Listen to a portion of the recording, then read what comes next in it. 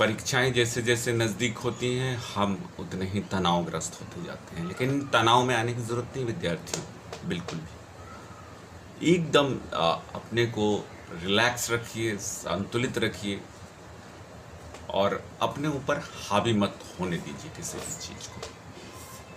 तो सबसे पहले हम जो आज चर्चा करने जा रहे हैं वो कि बेहतर उत्तर कैसे लिखें और अच्छे अंक कैसे प्राप्त करें। तो हम ये जो चर्चा करने जा रहे हैं गद्य और पद्य दोनों से संबंधित जो प्रश्न आते हैं उनको लेकर करने जा रहे हैं। तो मैं आपको बता दूं कि सबसे पहले किताब को आपने पढ़ लिया होगा और पढ़ करके कुछ उदाहरण आपने ज़रूर उसमें से निकाल लिया, और अगर ऐसा आपने नहीं किया है तो अब आप कर सकते हैं। कुछ कविता की पंक्तियां आप जो है निकाल लीजिए और कुछ गद्य की पंक्तियों को आप निकाल लीजिए और उनको एक पेपर पर नोट डाउन करके और उन्हें याद कर लीजिए।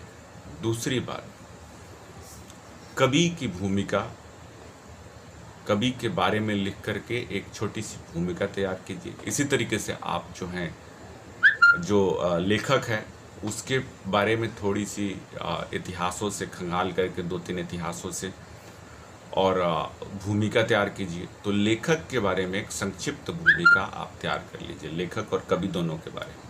वो हो गया दूसरा काम। तीसरा काम जो आपको करना है वो करना है कि आपको पुस्तक के बारे में, चाहे वो कविता से संबंधित हो चाहे वो गद्य से संबंधित हो, उन पुस्तकों के बारे में भी एक छोटी सी भूमिका आपको निकाल लेनी। जो आपको चौथा काम करना है वो ये करना है कि लेखक के बारे में विभिन्न विद्वानों ने विभिन्न इतिहास ग्रंथों में क्या क्या कहा है उसको इकट्ठा कीजिए, और उसी तरीके से आप कवि के बारे में विभिन्न इतिहास ग्रंथों में या विभिन्न आलोचकों ने क्या क्या कहा है वो लिख लीजिए एक तरफ। तो अब जब विभिन्न आलोचक और विभिन्न जो साहित्यकार हैं इतिहास में जो लिखी गई हैं उनके बारे में वो सब चीज़ें एकत्रित हो जाएंगी। उसके बाद आप जो है आगे बढ़िए।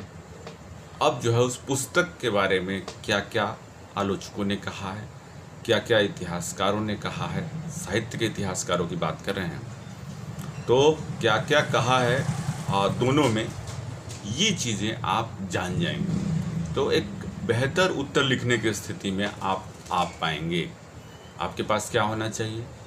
कवि की भूमिका, लेखक की भूमिका, उनका परिचय, पुस्तक का परिचय, और उसके बाद जो है आपके पास उदाहरण होने चाहिए। उसके बाद जो है इतिहास ग्रंथों में किस तरीके से उस लेखक और पुस्तक के बारे में क्या क्या मत दिए गए हैं वो हो गया। उसके बाद जो है आपको बता दिया मैंने कि विभिन्न आलोचकों ने क्या कहा है उसके बारे में। ये सारी चीज़ें आपके पास जब एकत्रित हो जाएंगी तो आप एक बेहतर उत्तर लिख पाएंगे। अब मान लीजिए कोई एक प्रश्न ले लेते हैं और हम उसका उत्तर लिखना शुरू करते हैं।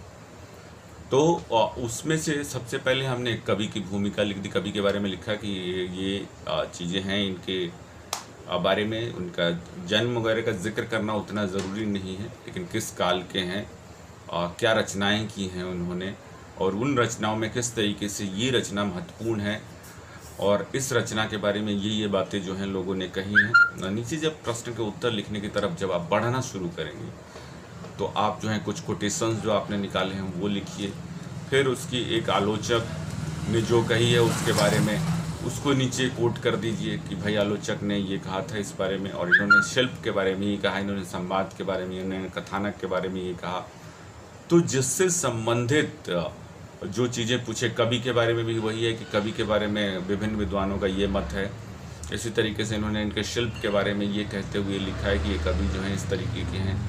जब आप इस तरीके से सब चीज़ को पूर्ण करते जाएंगे आलोचकों की दृष्टि से भी, और आप उदाहरण दे करके भी स्पष्ट करते जाएंगे, तो एक बेहतर उत्तर अपने आप बनता चला जाएगा।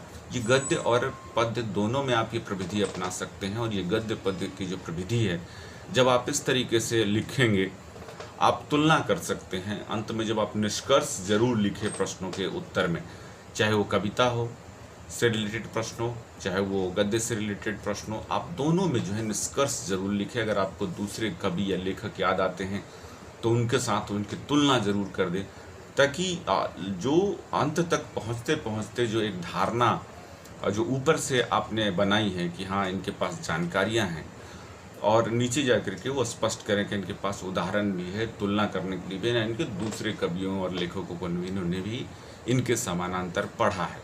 तो एक अच्छी छाप आप छोड़ सकते हैं और एक अच्छा नंबर कहते हैं कि बना सकते हैं आप परीक्षा में। और आपको ये अच्छे अंक जो है तभी प्राप्त होंगे जब आप इस पूरी प्रविधि को फॉलो कर लेंगे। तो अब एक बेहतर प्रश्न का उत्तर लिखिए, उत्तर लिख करके आप चाहें तो हमें व्हाट्सएप कर सकते हैं। अगर आपको और ज़्यादा सजेशन चाहिए तो आप इनके जो कमेंट बॉक्स है वहाँ जा कर के कर सकते हैं।